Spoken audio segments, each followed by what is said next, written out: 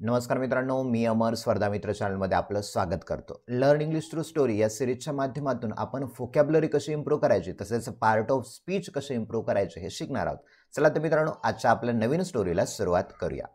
स्टोरीचं नाव आहे मित्रांनो struggling farmer and God. आता या स्टोरीमध्ये नेमकं काय घडतंय हे आपण पाहूया. बघा, once upon a time there was a farmer who was very hard working. मित्रांनो बघा, वन्स अपॉन अ टाइमचा अर्थ होतो एकेकाळी. देअर वॉज अ फार्मर, तेथे एक शेतकरी होता. हू हे मित्रांनो येथे रिलेटिव्ह प्रोनाउन वापरलेलं आहे. या हूचा अर्थ होतो जो की.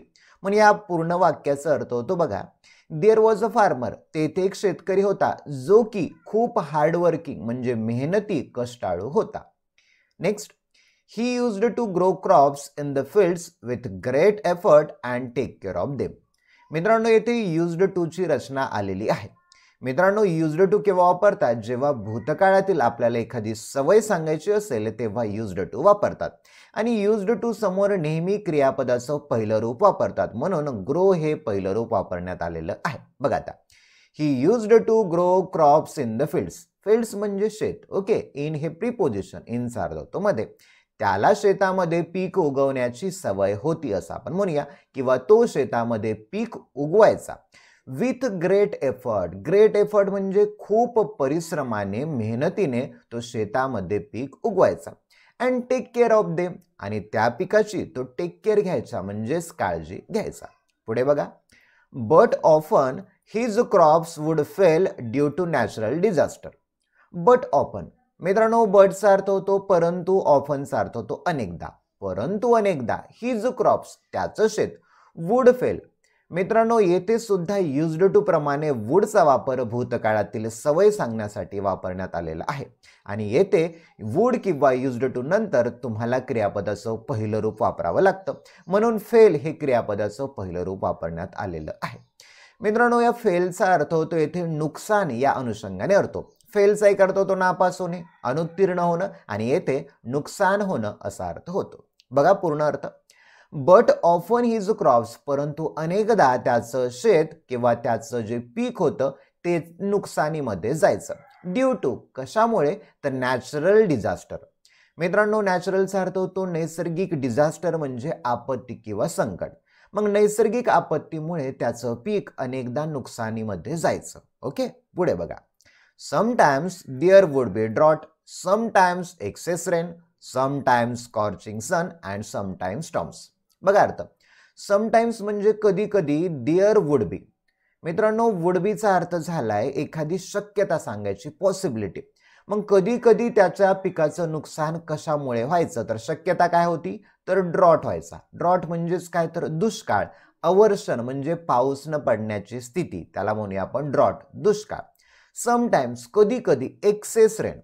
मित्रांनो एक्सेसचा अर्थ होतो जादा प्रमाणामध्ये, जास्तीचा. मग कधी कधी जास्त पाऊस पडायचा आणि पिकाचं नुकसान व्हायचं. समटाइम्स स्कॉर्चिंग सन, कधी कधी जो सूर्य असायचा स्कॉर्च व्हायचा. स्कॉर्च म्हणजेच काय? तर एखादं पीक उन्हाच्या तीव्रतेमुळे वाळून जाईल किंवा सुकून जाईल एवढा कडक ऊन पडणं, त्याला म्हणूया स्कॉर्चिंग सन. म्हणजे तळपणाऱ्या सूर्यामुळे सुद्धा पीक वाळून जायचं. अँड समटाइम्स स्टॉर्म्स, आणि कधी कधी स्टॉर्म यायचा म्हणजे वादळ यायचा. मित्रांनो महत्वाचे वर्ड तुम्ही लिहून घेऊ शकता. Due to some reason his crops would get spoiled. मित्रांनो बघा, ड्यू टू सम रिझनचा अर्थ होतो काही कारणांमुळे. हिज क्रॉप्स, त्याचं जे पीक होतं, वुड गेट स्पॉइल्ड. वुड म्हणजे शक्यता दर्शवण्यासाठी वापरलाय, गेट म्हणजे होणे, स्पॉइल म्हणजेच खराब होणे. मग काही कारणांमुळे त्याचं जे पीक होतं ते खराब व्हायचं, त्याचं नुकसान व्हायचं. वन डे, एके दिवशी, the farmer was sitting under a tree and looking at his ruin crops. बघा, वन डे एके दिवशी, the farmer was sitting under a tree. एके दिवशी तो शेतकरी त्याच्या झाडाखाली बसत होता. अँड लुकिंग ॲट, लुक म्हणजेच पाहणे, ॲट हे प्रिपोजिशन झालं, ॲटचा अर्थ तो च्याकडे. तो पाहत होता. कशाकडे पाहत होता? हिज, त्याच्या रुईन क्रॉप्स. मित्रांनो रुईनचा अर्थ होतो उद्ध्वस्त होणे, नष्ट होणे. त्याच्या नष्ट झालेल्या, उद्ध्वस्त झालेल्या पिकाकडे तो शेतकरी पाहत होता. मित्रांनो या वाक्यामध्ये पास्ट कंटिन्युअसची रचना वापरली आहे. बघा, द फार्मर झाला सब्जेक्ट, सब्जेक्ट नंतर वॉज आलाय, नंतर फर्ब आहे सीट, सीटला लागला आयएनजी आणि अंडर अ ट्री हा झाला ऑब्जेक्ट. मग मित्रांनो subject plus was were plus verb plus ING अशी रचना पास्ट कंटिन्युअस टेन्स मध्ये होते. पुढे बघा. He angrily looked up at the sky and spoke to God. He angrily मित्रांनो सिंपल पास्ट वापरला येते बघा. ही अँग्रीली म्हणजेच रागारागाने, लुक्ड अप म्हणजेच काय तर वर पाहिले, त्याने रागारागाने वर पाहिले ॲट द स्काय, ॲटचा अर्थ तो चाकडे, त्या शेतकऱ्याने रागारागाने आकाशाकडे पाहिलं. And spoke to God, speak म्हणजे बोलणे, स्पीकचा विटो झाला स्पोक, बोलला. त्याने रागारागाने आकाशाकडे पाहिले आणि तो परमेश्वराला बोलला. ओके. ओ लॉर्ड, हे परमेश्वरा, पीपल कन्सिडर, सिंपल प्रेझेंटचा वापर आहे, सब्जेक्ट प्लस पीपल म्हणजे कन्सिडर म्हणजे समजतात, लोक समजतात की यू आर ग्रेट, तू महान आहेस. अँड ऑमनिशियंट म्हणजे सर्वज्ञानी, सर्व काही माहिती असलेला, सर्व गोष्टीचे ज्ञान असलेला, त्याला ऑमनिशियंट म्हणतात. बघा तो शेतकरी काय म्हणाला, ओ गॉड, हे परमेश्वरा, पीपल कन्सिडर, लोक समजतात की यू आर ग्रेट, तू महान आहेस, आणि ऑमनिशियंट आणि तू सर्वज्ञानी आहेस. दे सेड दॅट, ते म्हणतात की यू नो एव्हरीथिंग, तुला सर्व काही माहिती आहे. बट, परंतु, I don't think you understand how crops go. बघा, बट परंतु, आय डोंट थिंक म्हणजे मला वाटत नाही. मित्रांनो सिंपल प्रेझेंटचं फोर फॉर्मॅटमध्ये म्हणजे निगेटिव्ह वाक्य करायचं असेल तर डू किंवा डजचा वापर करतात, परंतु आय व्ही यू दे असताना डूचा वापर करतात. म्हणून येथे सिंपल प्रेझेंटचं निगेटिव्ह वाक्य झालं. बघा काय म्हणतो तो शेतकरी. दे सेड दॅट, लोक म्हणतात की यू नो एव्हरीथिंग, तुला सर्व काही माहिती आहे, परंतु आय डोंट थिंक, मला वाटत नाही, यू अंडरस्टँड, तू समजतो की हाऊ क्रॉप्स ग्रो म्हणजे कसे पद्धतीने पिकं वाढवले जातात हे काय तुला समजत नाही, असं शेतकरी रागारागाने देवाकडे पाहून म्हणाला. पुढे बघा. If you did there would not be constant floods, storms and hurricanes. बघा तो शेतकरी काय म्हणतो, इफ यू डिड, जर तू शेती केली असती तर there would not be constant flood, would not be मित्रांनो शक्यता दर्शवण्यासाठी वापरला. तेथे कॉन्स्टंट फ्लड, कॉन्स्टंट म्हणजे सातत्याने, फ्लड्स म्हणजे पूर, चित्रामध्ये पाहू शकता पूर आहे. Okay, floods. स्टॉर्म म्हणजेच वादळ, हरिकेन म्हणजे चक्रीवादळ. मग शेतकरी काय म्हणतो, जर परमेश्वरात जर तू शेती करत असला तर तेथे कधीही फ्लड म्हणजे पूर आलेलं नसता, वादळ आलं नसतं, चक्रीवादळ आलेलं नसतं. यू डोंट नो, तुला माहित नाही, how much loss we farmer suffer. बघा यू डोंट नो, तुला माहिती नाहीये, हाऊ मच लॉस म्हणजे किती नुकसान आम्ही शेतकरी सफर करतो, सफर म्हणजे सहन करतो असं तो म्हणतो. If I had the power to control the weather you would see how well I could grow my crops. बघा if I had the power, मित्रांनो एखादी गोष्ट आपल्याकडे जवळच न, सध्याला तर आपण हॅव आणि हॅजचा वापर करतो, भूतकाळातली असेल तर आपण हॅडचा वापर करतो. येते बघा. इफ, जर, आय हॅड द पॉवर, जर माझ्याकडे पॉवर असती, टू कंट्रोल द वेदर म्हणजेच हवामानाला किंवा वातावरणावर नियंत्रण कसं ठेवायचं अशी जर पॉवर माझ्याकडे असती तर यू वुड सी, तू पाहू शकला असता, हाऊ वेल किती छान पद्धतीने, I could grow my crops किती छान पद्धतीने मी माझं पीक उगवू शकलो असतो. मित्रांनो कुडचा अर्थ शकलो म्हणून वापरलाय आणि कुड समोर नेहमी क्रियापदाचं पहिलं रूप म्हणजे फी1 वापरलेलं आहे. बघा तो काय म्हणतो, जर माझ्याकडे पॉवर असती तर तू पाहू शकला असता की किती छान पद्धतीने मी पीक उगवू शकलो असतो. नेक्स्ट बघा काय होतं. टू हिज सरप्राईज, आणि एक आश्चर्य झालं, he heard a voice from the sky which responded I give you this power. To his surprise, आणि एक आश्चर्य झालं, ही हर्ड अ व्हॉइस. मित्रांनो हिअर म्हणजे ऐकणे, हिअरचं विटो झालं हर्ड. ओके, म्हणजेच काय तर आपण ऐकला म्हणूया. तर त्याने एक व्हॉइस, एक आवाज ऐकला, फ्रॉम द स्काय. मित्रांनो फ्रॉमचा अर्थ झाला मधून, म्हणजे त्याने आकाशामधून एक आवाज ऐकला. विच रिस्पॉन्डेड, विच म्हणजे जे की, हे रिलेटिव्ह प्रोनाउन आहे. येथे विचचा अर्थ कोण असा नसून विचचा अर्थ जे की झाला. विच रिस्पॉन्डेड, आकाशामधून एक आवाज आला आणि त्याने एक रिस्पॉन्ड केला, प्रतिसाद दिला. I give you this power, मी तुला ही पॉवर देतो, तुला ही क्षमता देतो. ओके, दिस सीझन म्हणजे या ऋतूमध्ये, यू कॅन डिसाइड, तू ठरवू शकतो, you control the weather for the benefit of your crops. बघा यू कंट्रोल द वेदर, तू वेदरला, तू हवामानाला कंट्रोल करू शकतो, नियंत्रण करू शकतो. फॉर म्हणजे साठी, benefit of your crops. Of म्हणजे साचीचे. तू हवामानाला कंट्रोल करू शकतो for the benefit of your crops. म्हणजे तुझ्या पिकाच्या फायद्यासाठी तू हवामानाला कंट्रोल करू शकतो. ही पॉवर मी तुला देतो, असं परमेश्वर त्या शेतकऱ्याला म्हणाला. पुढे बघा. The farmer was happy to hear this divine voice from the sky. The farmer was happy. मग हे सगळं ऐकून तो शेतकरी आनंदी झाला. To hear this divine voice from the sky. हे एवढा सगळा डिवाइन व्हॉइस म्हणजे दैवी असा आवाज ऐकून तो शेतकरी कसा झाला? आनंदित झाला. आफ्टर अ फ्यू डेज, काही दिवसानंतर, the farmer planted feet in his field. बघा, आफ्टर अ फ्यू डेज, काही दिवसानंतर. बघा, शेतकऱ्याने काय केलं? The farmer planted feet in his field. काही दिवसानंतर त्या शेतकऱ्याने त्याच्या शेतामध्ये फीट म्हणजेच गहू पेरला. बघा पुढे काय होतं. Now the farmer had the power. Now the farmer had the power to control the weather as he wanted. बघा, नाउ आता the farmer had the power. आता शेतकऱ्याकडे पॉवर होती, सामर्थ्य होते. To control the weather as he wanted. जसं त्याला पाहिजे होतं वातावरणाला कंट्रोल करायचं. म्हणजेच काय तर जेव्हा वाटलं पाऊस तेव्हा पाऊस येणं, जेव्हा वाटलं ऊन तेव्हा ऊन येणं, अशी त्याच्याकडे क्षमता आली आणि तो त्या सर्व वातावरणाला कंट्रोल करू लागला. He prevented his crops from storms, rain, floods and scorching sun. He prevented. मित्रांनो, प्रिव्हेंटचा अर्थ होतो एखाद्या गोष्टीला प्रतिबंध करणे, एखादी गोष्ट थांबवणे. बघा इथे, ही प्रिव्हेंटेड हिज क्रॉप्स. त्याने त्याच्या पिकाला थांबवलं, प्रतिबंधित केलं. कशापासून? बघा, फ्रॉम म्हणजे पासून, स्टॉर्म म्हणजे वादळापासून. वादळ आले की त्याने थांबवले. रेन, फ्लड्स म्हणजे पाऊस आला परंतु पूर येऊ लागला, तो थांबवला त्याने. अँड स्कॉर्चिंग सन, सूर्याची तीव्रता, तळपता सूर्य वाढू लागला तेव्हा त्याने ते सुद्धा थांबवलं. पुढे बघूया आणखी काय होतं. And that year he produced a harvest like he had never produced before. And that year, आणि त्या वर्षी, he produced a harvest. बघा, प्रोड्यूस म्हणजे उत्पादित करणे. प्रोड्यूसचा विटू झालाय प्रोड्यूस्ड, उत्पादित केलं. हार्वेस्ट, हार्वेस्ट म्हणजेच काय तर पीक कापणी करणे, त्याला हार्वेस्ट असं आपण म्हणतो. त्याने पीक कापणी केलं लाईक जसं की he had never produce before. बघा, ही हॅड प्रोड्यूस. मित्रांनो, पास्ट परफेक्टची रचना झाली.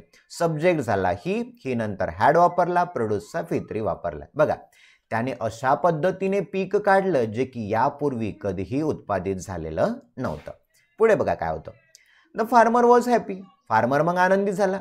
And at the same time, म्हणजेच अगदी त्याच वेळेला, ही वॉज थिंकिंग दॅट, तो विचार करत होता, he will tell God that this is called the right use of power. आणि त्याच वेळेला तो विचार करत होता, ही विल टेल गॉड, तो परमेश्वराला म्हणेल. मित्रांनो, subject plus shall will plus V1 अशी रचना आहे. सब्जेक्ट झाला ही नंतर वापरलाय विल, नंतर क्रियापदाचं पहिलं रूप टेल वापरलं. बघा पूर्ण अर्थ काय होतो. त्यावेळेला तो विचार करत होता आणि त्याला वाटलं की मी परमेश्वराला म्हणेल, दिस इज कॉल्ड म्हणजे याला म्हणतात the right use of power.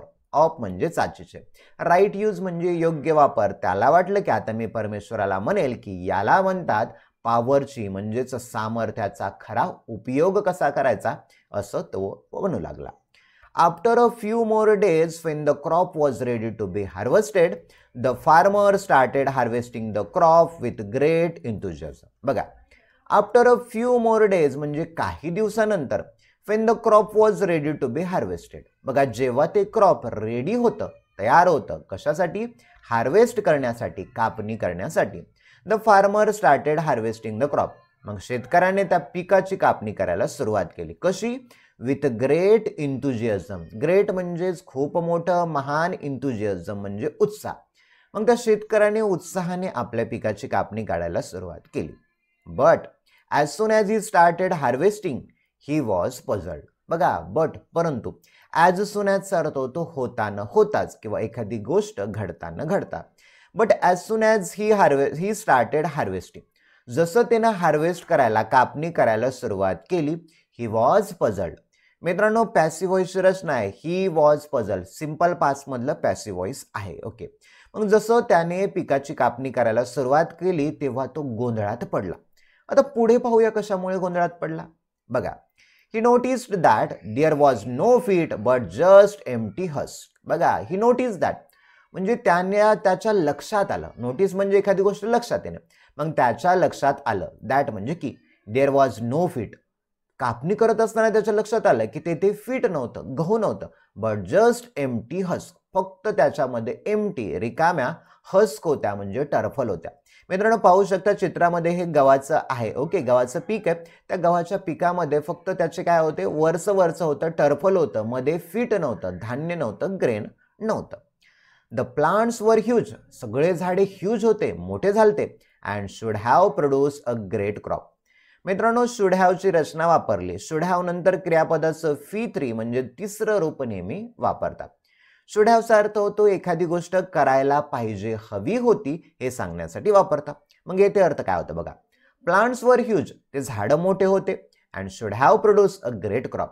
आणि झाडं मोठे असल्यामुळे त्यामध्ये चांगल्या प्रमाणामध्ये पीक यायला पाहिजे, हवं होतं.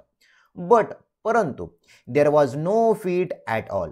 परंतु त्या पिकामध्ये फीड म्हणजे गव्हाचे धान्य किंवा ग्रेनच नव्हते, फक्त मोकळं हस्क होतं, म्हणजे टर्फल होतं. He was very upset. तो दुःखी झाला. And started calling out to God again. Started सुरुवात केली, कॉलिंग आउट म्हणजेच एखाद्याला बोलावणे.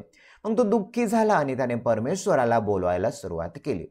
ही शाउटेड लाऊडली. लाऊडली म्हणजेच जोराने, आणि शाउटेड म्हणजे ओरडणे. तो जोराने ओरडला.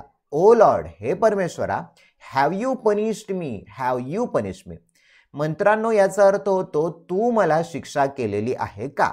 येथे प्रेझेंट परफेक्ट टेन्स वापरण्यात आलेला आहे. Subject plus have has plus फी3 याचं इंटरोगेटिव्ह प्रश्नार्थी वाक्य झालेलं आहे. बघा ॲसर्टिव्ह वाक्य कसं अर्थ होतं. यू हॅव पनिश मी, तू मला शिक्षा केलेली आहे.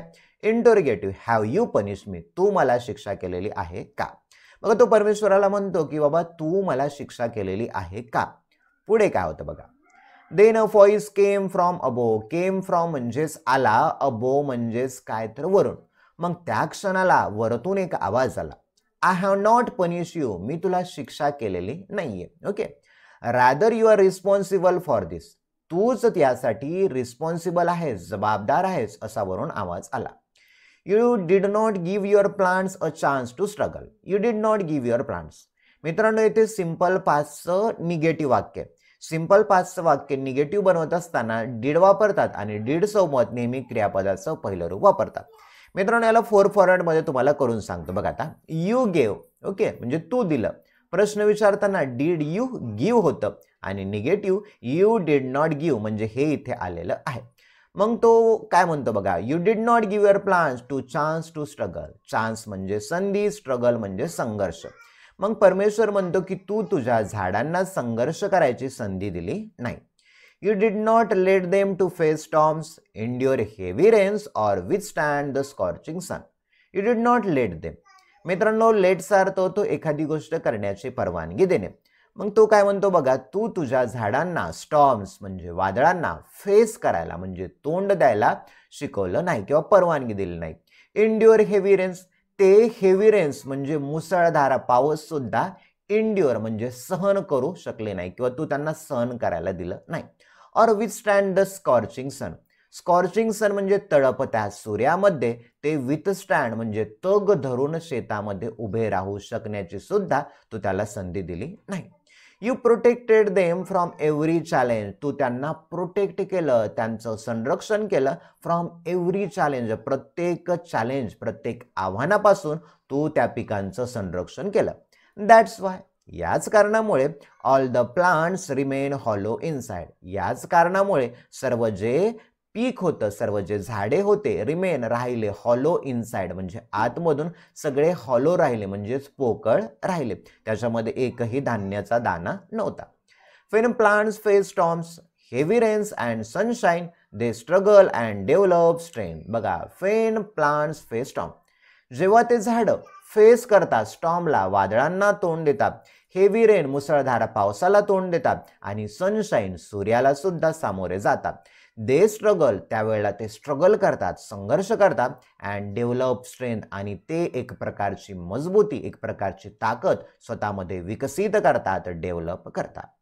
दिस strength born from their struggle is fought forms the grain of it. This strength, आणि ही जी ताकद आहे ना, बॉर्न फ्रॉम द स्ट्रगल, त्यांच्या स्ट्रगलमधून निर्माण होते. Is fought from the grain of wheat, आणि ज्यामधून त्या व्हीटचं म्हणजे त्या गव्हाचं धान्य होतं. पुढे बघा.